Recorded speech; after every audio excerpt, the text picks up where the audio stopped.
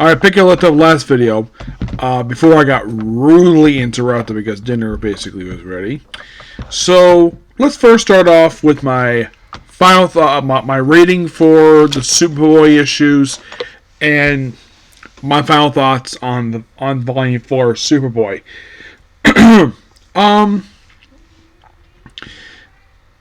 The issues themselves were okay, at best. I did like the artwork per se. For the most part, I think the artwork under Joe Kelly was actually really good. The last 7 issues, for the most part, basically, was okay, but writing wise, it was interesting. It was sad to see basically a lot of the staples of the series get basically written out, either because the book wasn't selling too well or something. I'm not really sure. I like the whole idea of Kirby County. Sad, basically, issue 88 was his last appearance in the book. Because after that, it never appeared again. Because as soon as it basically started appearing, exactly 1 year later, the book ends. Yep, book ends. I'm going to give the rating of these issues a 8.5 out of 10. Yes. My final thoughts on Superboy Volume 4. There's no denying the fact that the first issues 1 to 79 are amazing. I love these issues. They're really good. All 4 annuals are really good too. I think the last couple years of the book, the last 21 issues, are a bit of a mixed bag. I did like 99. I did like 91. I thought 91 was pretty decent. I think 99 is probably the best issue because it was part of that All's Reality crossover with Robin, Young Justice, and Impulse. I actually like that one, but there's no denying the fact the book started to slip once Carl Kitzler ended his second run for the book. That's probably the reason why the book probably was canceled. It was probably canceled due to low sales. It was shocking the fact that the book managed to last as long as it did. Who, in my opinion, were the best writers of the book for Superboy Volume 4? Carl Kitzler and Ron Mart. These guys did an excellent job with the book. I love their issues. And plus, it's thanks to this book we're going to use to knock out a character who was later associated with Secret Six and the character of King Shark, a character who was commonly associated with the Suicide Squad. Those are 2 primary characters we're going to use here. In case you're curious, though, did Superboy ever counter King Shark again after his book wrapped up? After his book wrapped up, he didn't do it again. I mean, as far as I can tell, he never countered King Shark again until, I kid you not, it was issue of Teen Titans Volume 4, where he had guest appearance by the Suicide Squad, and he said to him, "Aloha." And that was the most recent time he encountered him. That was during an issue that was written by, I believe it was, I think it was James Tan, the guy who briefly replaced Scott Lobdell on Teen Titans Volume 4. Very mixed volume, that one is. But, yeah, what Superboy do after this? Well, he got involved with the Graduation Day crossover, the storyline, and then he became a primary staple in the awesomeness that was Teen Titans Volume 3, which, a little fun fact, by the time I started regularly reading these comics full time, the book lasted for another year before it got relaunched in New 52. But I did read the whole volume, and he was regular featured in that. He cage featured in Batgirl and Robin. Sometimes in Superman, per se. He didn't get a book until, I kid you not, 2010. Where it was written by Jeff Lemire and lasted for 11 issues. And for some reason, when they solicited the trade for it, which I do own the trade for it, the trade I saw where it said collect the first 6 issues, and it was like a volume 1, and I got the trade like, oh, it doesn't. It collects all 11 issues, but it did not collect the backup feature from Action Comics that served as a backdoor pilot into this very book. Not sure why they skipped that for, but they did. But, of course, he got another title in New 52, which lasted for 34 issues. I think Lobdell himself did a good job writing Superboy. It's a shame he wasn't chosen to write him basically during the last year of the book. I mean, nothing against Dan DiDio and Jenna Palmiani. It's just that I wasn't really a big fan of the issues. I just didn't like the issues they wrote. They weren't exactly putting it out there. And it's like, I think maybe the reason why they were chosen to write these issues, because I think that they knew the book was ending. So let's just try to keep the book out as much as we can, but their run was really short. It only lasted 7 issues, and the book just ends. Yes. Superboy himself, under New 52, like I said, he would have a book written by Scott Lobdell, and I think also Todd Thocko as well. It surprisingly lasted for 34 issues. And I remember during the last year of that book, I remember when I remember some reviewers who refused to call it Superboy because it featured Connor Kent in the book. It featured his clone, John Lane Kent. So I remember some viewers calling it John Lane Kent number 26 or whatever. But no denying that book, if you read it, it's really good for the first 25 issues. And of course, he was featured as a recurring character in The Ravengers. He's became featured in some stuff with Superman. Then he apparently died in the New 52. And then he just came back all of a sudden by pure randomness. Was part of Young Justice, like he was the first volume for this series. And he's mostly been a... Yes? Okay. Anyways, he's been mostly put a recurring feature in the Superman books in the past few years, where he's wearing a different jacket now. He did have a mini-series recently, which, for some reason, I've heard people accuse of the book of the writer writing Superboy as a fascist. The Superboy Boy Tomorrow mini-series, which is the most recent book he actually had, I didn't think the book was terrible. I did not agree with the opinion that the Rome was a fascist. Not sure where they got that opinion from, but yeah, Superboy was still featured, and well, now since this volume is done, I've already reviewed volumes 5 and 6 already, so in a way, there's 3 volumes left to review, but I don't have many plans to review volume 3 because all volume 3 is just an adaptation of the Superboy TV show, which I've never seen it. So I'm probably just going to review the first 2 volumes, and that'll be it. So when I get back to Superboy, it's talk about the opening volume for the series. But not all the issues, there's some issues to skip over. Next up, basically, we have is a 3-issue miniseries. Known as Gardner Reborn, which is written by Gerald Jones, Joe Stainton, and Joseph Rubinson. Basically, I believe is the inker of this book. Mostly put this 3-issue miniseries. It is the best way to describe this book. It's a 3-part backdoor pilot into the Guy Gardner ongoing series, which was written by Joe Jones for the opening issues of the book, before replaced by Chuck Dixon, and have a different of the book. So mostly put for this book, by the way, Joseph Rubinson is the inker for the book. So it's a prestige format miniseries. It's 3 issues. The story itself basically is well contained. Unlike, let's say, Nucor, which that book should have had 1 more issue. Which at first, according to Chuck Dixon, the editor thought it was okay, and then the book came out, then he realized, yeah, I probably should have 1 more issue. Because it felt like a complete story. So, mostly put, it starts out basically in the adult district. We have Guy Gardner still wearing his Green Lantern uniform with no ring, and he's beating the crap out of William Hand, aka Black Hand. Longtime Green Lantern villain. Yeah, beats him up here. And then we have a flashback to an issue of Green Lantern where he lost a fight to Hal Jordan to be the sole Green Lantern on Earth. So, despite the fact he's lost the ring, he still has the uniform. He's still, by appearance-wise, a Green Lantern despite not having the ring. And then seeing General Glory, and then you see his girlfriend Ice, or apparently just toss her aside just so he can get this other woman for an issue. And then for some strange reason, we actually have him go to the island where the Steve Eichelhart Guardians are. Yes, they show up in this book, and Guy Gardner hits on the girls of the book, and possibly get more power for him. Hits on the red hair woman. Doesn't go anywhere. He just hangs with the woman, and eventually, like, Guy leaves.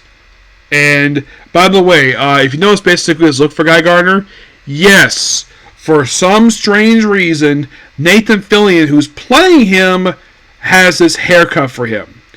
I have talked to some people about this. Apparently, they're not a fan of this haircut for him. He just takes off his Green Lantern jacket. Then he becomes the gardener, basically, where he looks like this. Yep. And he just... Then he has a comic where he runs the Black Hand again. He's just basically just a guy with guns. Like he's not Green Lantern anymore, so he can't wear the uniform. So then he... I remember Sinestro. I'm like, oh, the ring! Yeah, he needs a ring, so he wants to go steal Sinestro's. He wants a ring like Sinestro's.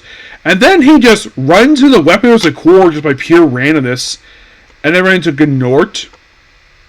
Yes, former member of the Justice League of Antarctica. Yes, that joke of a group that basically existed in one anime for Justice League America. Justice League America was like number 2. So then you have them flying in space. And then the first issue ends where he runs a frickin' Lobo. Yes, Lobo. Because why not? I think he had an ongoing series that basically took up a lot of the 1980s. It did. And then move on to issue number 2 for the book. Yep. Issue number 2. Still the same creative team. They're the creative team all 3 issues. So, and then for the first several pages, we have Guy and Lobo fighting each other. Like one point, he puts him an armbar. Well, basically, a cross armbar. Yes, Lobo does this. He beats the crap out of him, and he kind of basically works him. By the way, Lobo at this period of time apparently looks like he has got a beard. Yes, they gave Lobo a frickin' beard. Because why not? But hey, at least they maintain the same look. It's frickin' Lobo. Yep, and then they fight some more. And then they ride on his space bike, which is always so cool to see this damn thing. I love the space bike. And then they ride to the planet of the Weapons of Accord.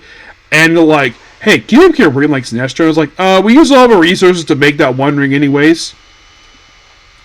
And then we cut to Oa, where we see John Stewart, Kilowog, and a few other Green Lanterns, where after, of course, basically Lobo, after they're on the planet, and like so, they proceed to fight them, and of course they couldn't get him the ring because they had no reason to make him the ring. And then they saw, and the guy goes like, "Oh, I know what I could do." So his plan is to, okay, he thinks about it. So his plan is like, to commit grave robbery to rob the corpse of Sinestro, because Sinestro died prior to this. So he and Lobo go to Oa to basically take Sinestro's ring from his dead body. Yes, so that apparently is the plan for the final issue. So we have Guy and Lobo.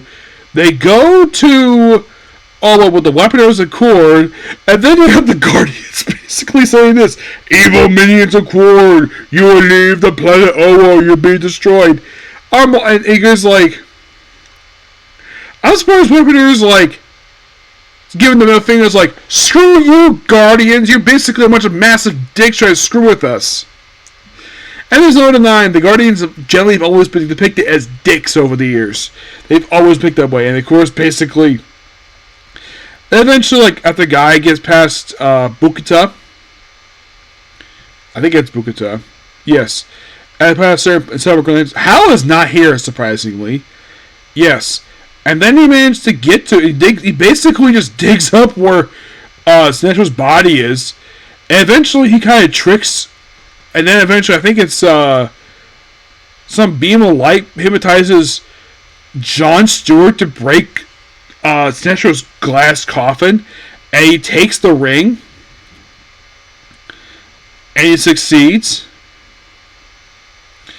And they figured, oh, job done. They get the ring. And then he uses the ring to make him a new outfit, which is the outfit he would wear for the first year of the book. Yep. And it says, to be continued every month in a new Guy Gardner book. Yeah, this book was a lot of fun. Yes, a pure fun series. It's a shame this book is not in trade. Yeah, it's not. Isn't that weird? It's not in trade. As for why, I have no idea why this book is not in trade. I mean, the book is amazing. It's got great writing, great artwork. Joe Staten is amazing over this book. I mean, yes, some people probably DC don't want to associate with Joe Jones because the man basically was arrested recently. I think he started time in jail for something, but didn't stop them from collecting the first 8 issues of his Green Lantern work. But in my opinion, that's the writer. The book is awesome. Yes, I'm gonna give the Gardner Reborn miniseries a 10 out of 10 because, excuse me, this book was just so freaking good. Yes, just pure awesome at its finest. And like in the case of basically a Superboy book, where he's basically working on the Superboy first volume, this book, we're going to work on the Guy Gardner / Guy Gardner Warrior ongoing series next. And then we have another Guy Gardner book that was released in 2000s. And once all this is finished, the plan for me to do is to work on Green Lantern Mosaic after this, which is not that long of a title. That'll be next after that. Which shouldn't take very long. And then after that's finished up, the plan after that next series to work on is Dark Stars. So yeah, I'm working some cosmics up for a while for basically like this portion anyways, but I discuss this right now because I get the books done. But yeah. If anybody gets a chance to read, like, if anybody's curious about Guy Gardner, check out this miniseries. And also check out that one issue of, I think it was Green Lantern Volume 3, I believe it was issue... No, it wasn't 15, I think. I think it was 15, I think it was. It was the issue where Guy...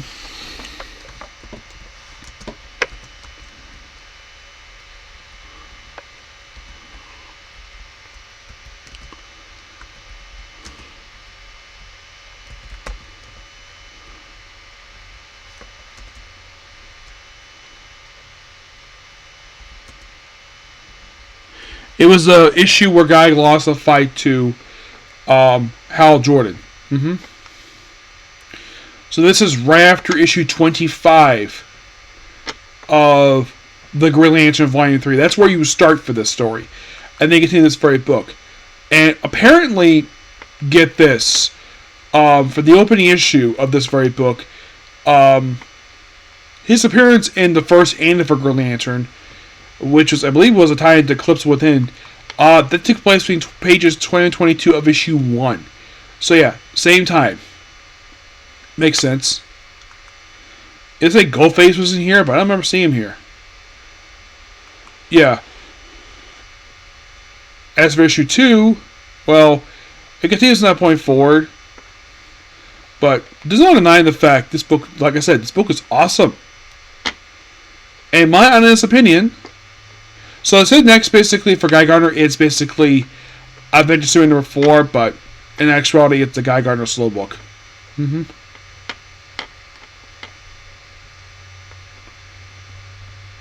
So in this issue, he gets a scar of his left eyebrow,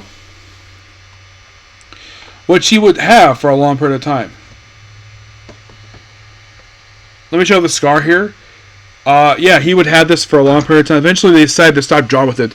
Yeah, that's a scar. He gets in this very mini-series, and then at some point, he got rid of the scar, and I think maybe the artist forgot the fact he had the scar. Yeah, but next basically came for him. They say next basically for next appearance was in Avengers Superman in number 4.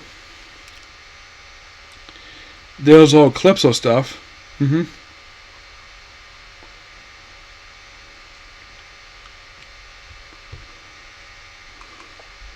But if you're curious, the next book is going to be the Guy Gardner ongoing series.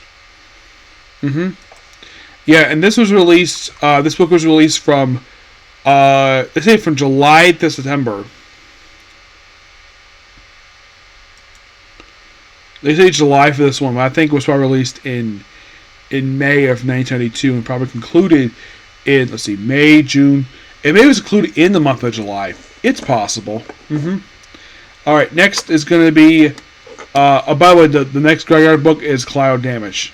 That'll be the next one after this book wraps up. After the ongoing, there'll be that 2-issue mini-series.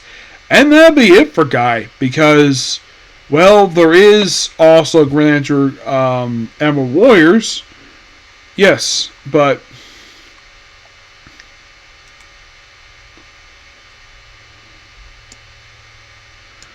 I'm definitely looking forward to discussing the Guy Gardner ongoing book.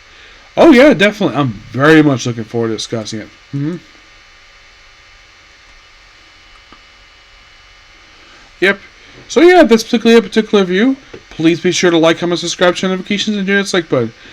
I don't know if I'll get a chance to do any more tonight for reviews, but I will kind of try.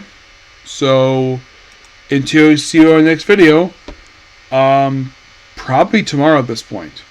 Alright, could be later tonight, okay? Next video. Bye.